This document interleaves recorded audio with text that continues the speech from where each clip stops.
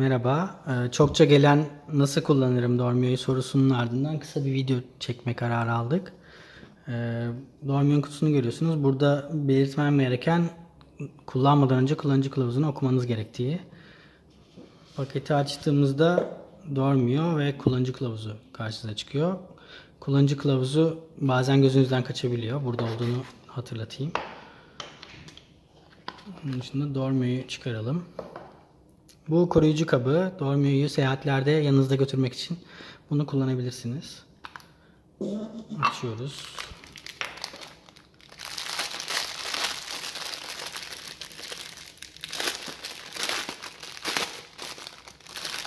Evet, gördüğünüz gibi paketten şunu kenara kaldıralım.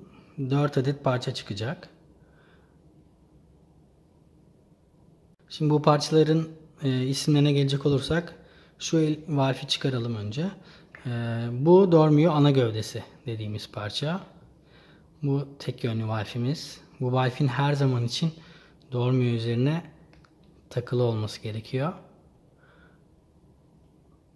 Şu elimde gördüklerinizde 2 adet boyut ayar aksesuarı. Şöyle kalemle gösterelim.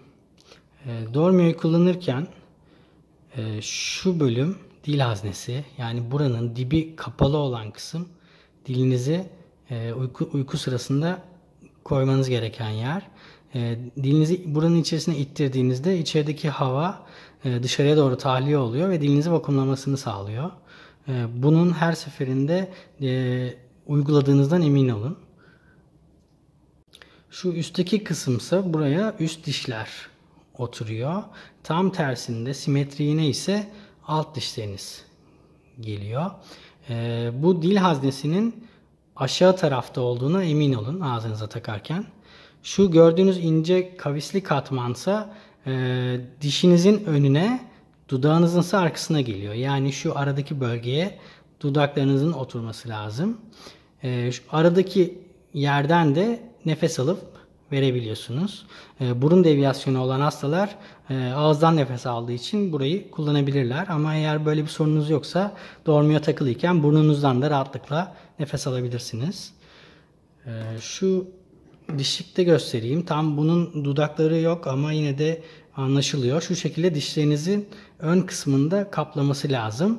Buradan baktığımızda da dil haznesini görebilirsiniz. Alt tarafta kalıyor. Dilinizi ittireceğiniz kısım orası. Şimdi ise boyut ayar aksesuarlarını neden koyduğumuzu anlatalım. Söylemiştik. Dudağınız şu bölüme gelecek ve aparatın buradan yukarısındaki kısmı ağzınızın dışında kalmış olacak.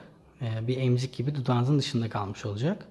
Eğer dudağınızı koyduğunuz bu kısım size büyük gelirse, yani aparat sağa sola oynayabiliyorsa, şu parçalardan size uygun olanını bu şekilde araya geçirerek ağzınıza tamamen oturmasını sağlıyorsunuz. Bu şu anda large'dan medium boya indi. Eğer small boya, küçük boya indirmek istiyorsanız da daha kalın olan boyut ayar aksesuarını alıp böyle yerleştirebilirsiniz. Vakumunu gösterelim. Şu bizim testlerde kullandığımız dili simüle eden bir parça.